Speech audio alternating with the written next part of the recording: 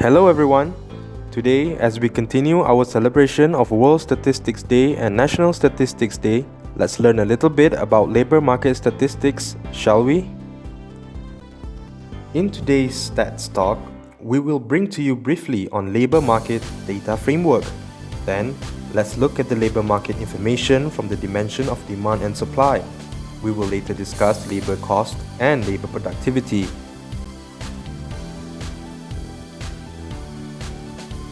First, let's get a brief comprehension of the dimensions of labor statistics. Labor market is very dynamic. As such, there are various indicators that could reflect labor market situation from different angles. At the macro level, employment creation and productivity are reflected through the national output and income. Meanwhile, at micro level, it covers labor demand from establishment data sources and labor supply from households.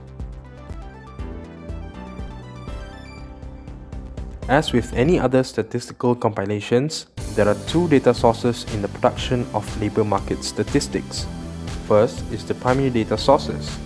It is divided into two categories that are household and establishment. For household, it includes population census, labor force survey, and salaries and wages survey. As for the establishment, it comprises of quarterly employment survey, monthly manufacturing survey, quarterly services survey, monthly distributive trade survey, wholesale and retail census WRC, and economic census or survey. Besides surveys and censuses, another very valuable data source is administrative records. These administrative data are obtained from various agencies and ministries. To name a few, the variables that are readily available are vacancies, public sector employees profiling, loss of employment, and retrenchment. The compilations and analysis of the data from all these data sources would provide labor market statistics. Among the statistical publications related to labor market produced by DOSM are Monthly Labor Force Report, Quarterly Labor Productivity, Quarterly Employment Statistics, and Quarterly Labor Market Review. These statistics are widely used by numerous segments of data users from the private and public sectors, encompassing policymakers, academicians, researchers, economists, and students. Do you know that the statistical productions are based on standards and guidelines recommended by the international organizations? This is to ensure data quality and comparability across countries. These are the list of 10 manual and references most used in the compilation of labor statistics. Now, the key concept and definitions of labor market statistics. What is work?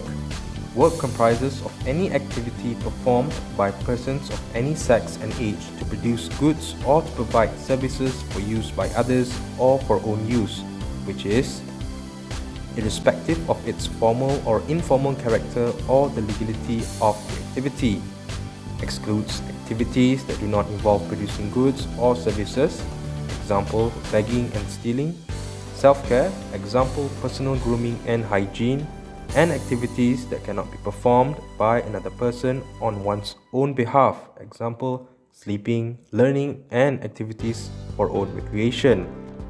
Aligned with the general production boundary as defined in the System of National Accounts 2008 and its concept of economic unit that distinguishes between market units, non-market units, and households that produce goods or services for own final use, can be performed in any kind of economic unit. As for the statistical and analytical units, persons is a basic unit for producing statistics on the population engaged in each form of work. Jobs or work activities are a set of tasks and duties performed or meant to be performed by one person for a single economic unit, and time units are used for producing statistics of volume of work in reference to each form of work or to any combination thereof. Next, persons in employment are defined as those of working age who, during a short reference period, were engaged in any activity to produce goods or provide services for pay or profit. They comprise employed persons at work, that is, who work in a job for at least 1 hour. Employed persons not at work due to temporary absence from a job or to working time arrangements. Unemployment defined as all those of working age who were not in employment, carried out activities to seek employment during a specified recent period and were currently available to take up employment given a job opportunity. The actively unemployed include all persons who were available for work and were actively looking for work during the reference week, while inactively unemployed persons include those in the following categories: did not look for work because they believed no work was available or that they were not qualified, would have looked for work if they had not been temporarily ill or had it not been for weather condition, and had looked for work prior to the reference week and were waiting for results of job applications. Persons outside the labor force are those of working age were neither in employment nor in unemployment in the short reference period. This category consists of housewives, students, retirees, disabled persons, and those not interested in looking for jobs. Let's look at the statistic that describe labor supply situation. In overall, this is the framework of the labor force in Malaysia. The working age is presently defined as those between the age of 15 to 64 years. Labor force. Employed person and outside labor force showed an increasing trend since 1982 until Q1 2020. In Q2 2020, the employed persons decreased 2.4% to 14.88 million persons. Employment recorded a marginal increase of 0.5% July 2020, 0.6% month-on-month to 15.15 million persons in August 2020. Unemployment rate in August 2020 remained at 4.7%. The number of unemployed persons decreased marginally by 3.5 thousand persons to 741.6 thousand persons compared to July 2020. In terms of age group, the unemployment rate of youth is always higher than the overall and adult rates. Youth unemployment rate for age group 15 to 24 years old in August 2020 dropped 0.2 percentage points to 13.7%, while the unemployment rate for youth aged 15 to 30 years dropped 0.8 percentage points to record 8.9%. In August 2020, 49.2% of the actively unemployed for less than 3 months as opposed to 49.6% in July 2020. Meanwhile, the inactively unemployed or discouraged group whom believed that there were no jobs available increased to 17.1%.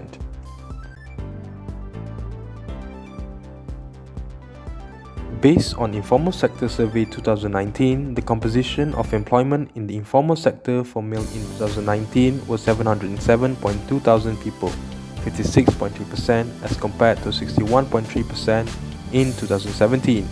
Meanwhile, employment for female in 2019 was 548.9 thousand people, 43.7% as compared to 38.7% in 2017. The employment in the informal sector in the urban exceeds the rural areas. However, the number of employment in the informal sector in the urban showed a decrease of 193.4 thousand people from 1.13 million people to 944.7 thousand people in 2019. Meanwhile, the number in rural areas recorded an increase from 248.3 thousand people to 311.5 thousand people. Majority employment in the informal sector has secondary education at 65.1% with 818,000 persons, increased 0.7 percentage points as compared to 60.4% in 2017. This was followed by primary and tertiary education of 17.4% and 12.6% respectively. No formal education category remains as the lowest level, with 4.9% in 2019. The composition of service and sales workers as well as craft and related trades workers dominated employment in the informal sector with a share of 80.9%. This is followed by the category of elementary occupations, others, technicians, and associate professionals. Managers and professionals category is the lowest composition with share 1.5%. The next few slides will describe the labour demand situation. In terms of private sector labour demand is gauged through the quarterly employment survey. Statistics obtained through this survey are the number of jobs, filled jobs, vacancies and jobs created by economic activity and category of skill. Jobs refer to the total labour required by establishments to produce goods and services. Filled jobs refer to the persons employed at the end of each reference quarter, includes full-time and part-time employees, permanent, short-term or seasonal employees, employees paid with monthly salaries or based on hours worked, employees on short vacation such as sick leave or annual leave, and newly hired employees to fill the vacancy in the current quarter. Vacancies refer to unfilled jobs at the end of each reference quarter.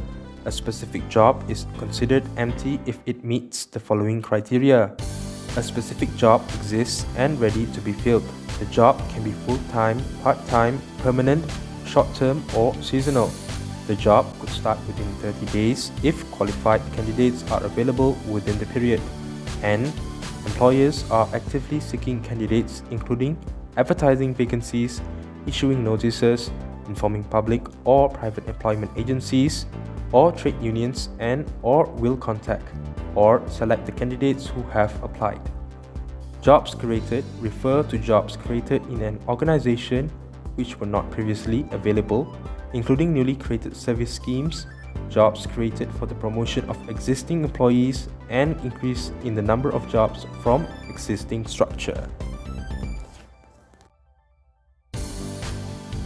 The number of jobs in the private sector in Quarter 2 2020 declined 236,000 year-on-year to record 8.4 million.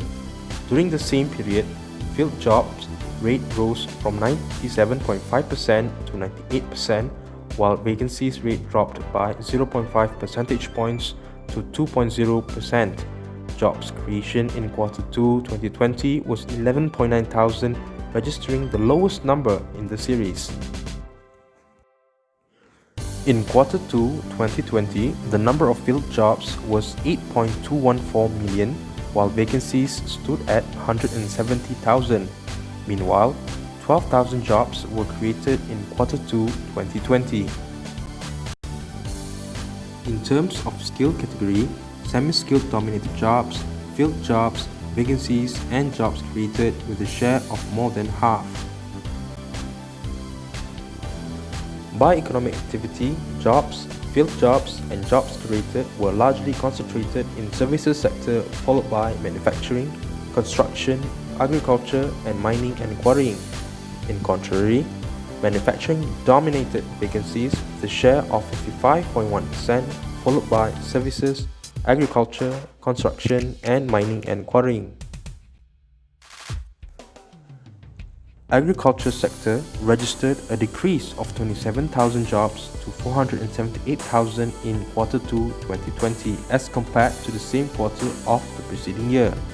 Filled jobs made up a total of 450,000, posting the rate of 94.1%. There were 28,000 job vacancies with a vacancies rate of 5.9%. Jobs created in this quarter was 0.4 thousand. Jobs in mining and quarrying sector dropped 5,000 year-on-year to 79,000 in Quarter 2 2020. The rate of filled jobs remained at 99.6%, recording 79,000 in terms of number. The vacancies rate was 0.4%, with 0.3 thousand job vacancies. This sector recorded jobs created of less than 100. In the manufacturing sector, a total of 2.232 million jobs were recorded, decreased by 37,000 as compared to the same quarter of the previous year. The rate of filled jobs for this sector went up by 1.1 percentage points to 95.8%, 2.139 million filled jobs, while the rate of vacancies was 4.2%, 93,000 jobs vacancies. Jobs created in this sector decreased to 4,000 compared to 6,000 in Quarter 2, 2019. Construction sector recorded 1.251 million jobs in Quarter 2, 2020, declined 59,000 as against the same quarter of the preceding year. The rate of filled jobs was 98.5%, while vacancies rate was 1.5%. The number of filled jobs dropped to 1.233 million, while vacancies decreased by 4,000 to 18,000 vacancies. The number of jobs created in Quarter 2, 2020 was 4,000.